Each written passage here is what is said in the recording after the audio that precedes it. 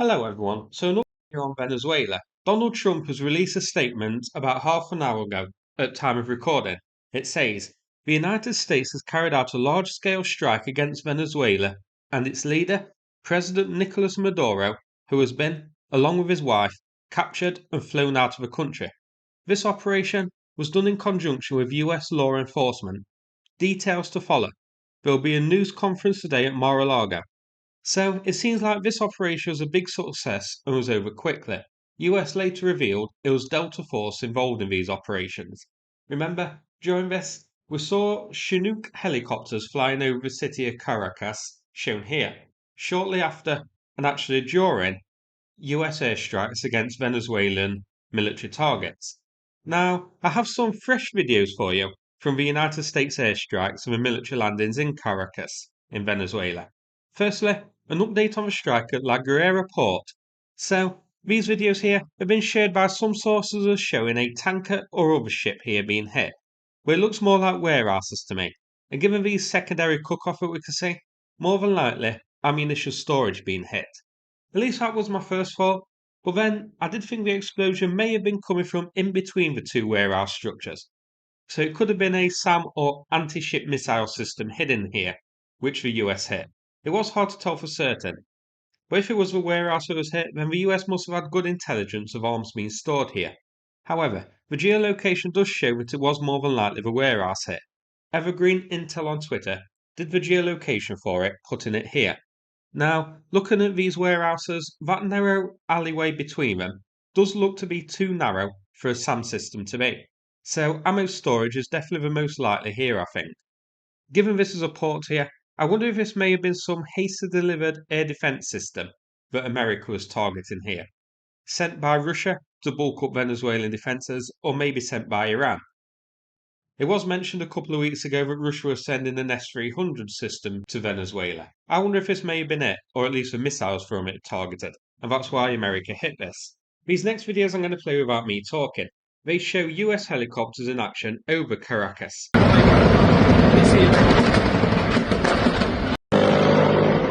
Están atacando eso ahí, un helicóptero.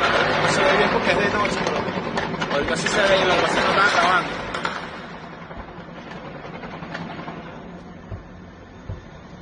Papá, estar tranquilo. Allá va uno, se ve, no sé si se ve. Míralo allá donde se ve. Lo tapó ya la montaña. Están atacando, eso creo que es la vaina de Delcy, la casa de Delcy Rodríguez, si no me equivoco. Allá están los helicópteros. ¿Lo ves?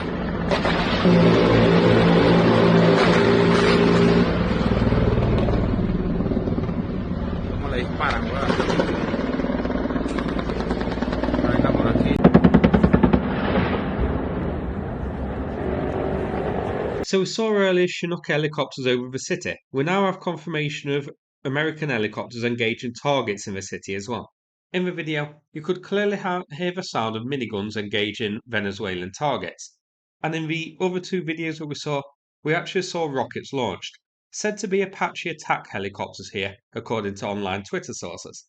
Now, I don't have an exact geolocation for the helicopter strikes. They're reported as being attacking a military base in a settlement of Caracas called Fuerte Tiuna.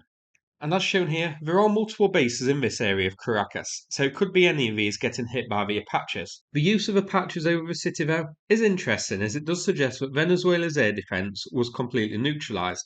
Venezuela's air defense force consisting of 12 S-300s, an example image shown here. Now, I'm not sure if that means 12 individual launchers or 12 batteries. If 12 launchers, then it's pretty much just one or two batches of these available. And if it's 12 batches, of course, then we have many more of these launchers available. I think it is just 12 launchers though, split into one or two batches. We also have 9 Buck M2 launchers shown in this photo here, and 44 S-125 SAM systems. In addition, Venezuela also have some manpads such as Igla S and Mistral, and some AA guns. Now, Venezuela issued a statement shortly following the strikes. This is full of some long-winded twaddle, basically denouncing the US and the military strikes, saying the strikes violate the UN charters and is an attempt to seize Venezuela's strategic resources. The statement also announces plans to fight, saying mobilisation plans are going to be enacted and implement all national defence plans. Now, those plans seem to have gone for a Burton. I haven't seen any sign of Venezuela fighting back. No air defence launchers, no reports of US troops being engaged, no helicopters shot down and that sort of thing. It seems this operation went off without a hitch. Now, we do have a video here, filmed from near Maduro's presidential palace, showing presumably his security services or his special forces on patrol here, and they do look a bit jumpy. They stop a man on his moped. Now, America isn't Russia. I doubt they're going to be using mopeds in this military operation. I'll play it with the original sound and then check our next video.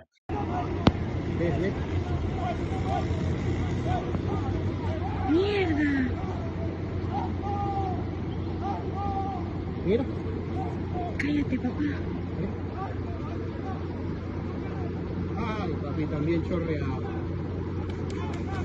Los balas. Mierda, papá.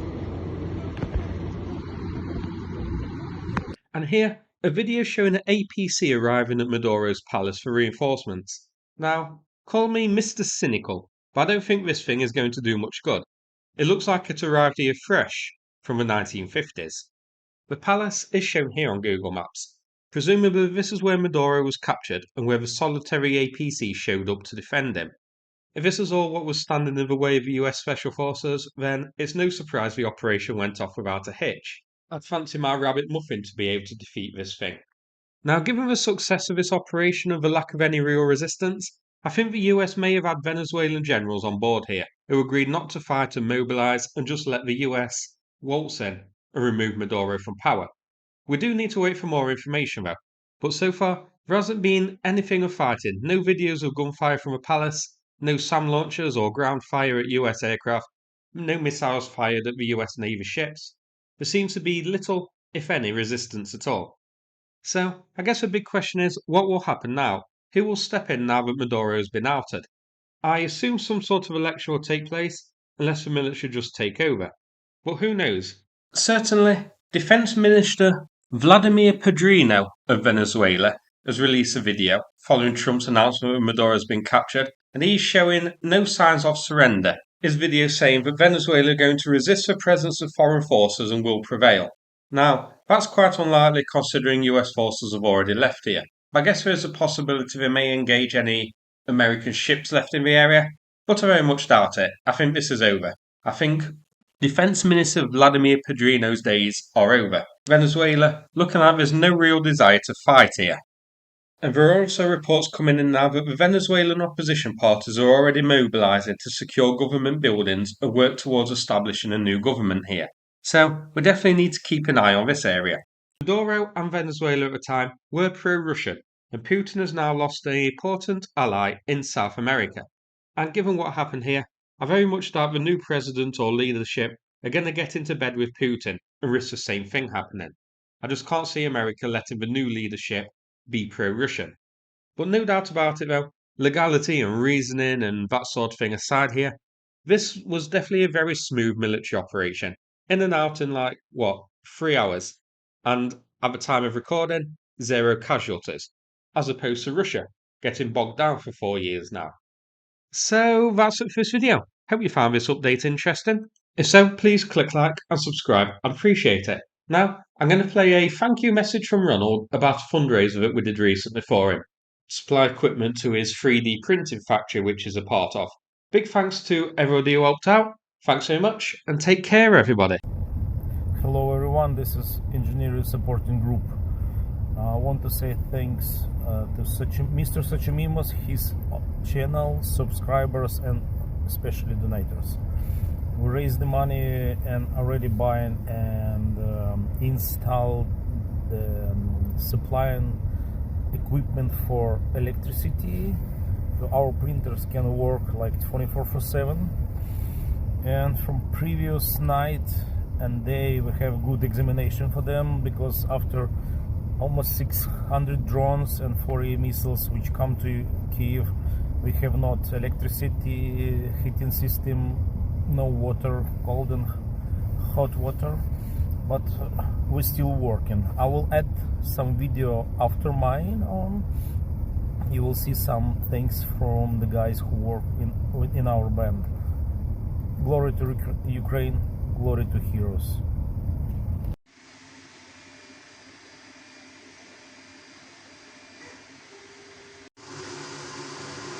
Thank you to the Mr. Sochimimus for the help and support. Thank for Mr. Sochimimus and all the nations for support. There is no power, but we are working.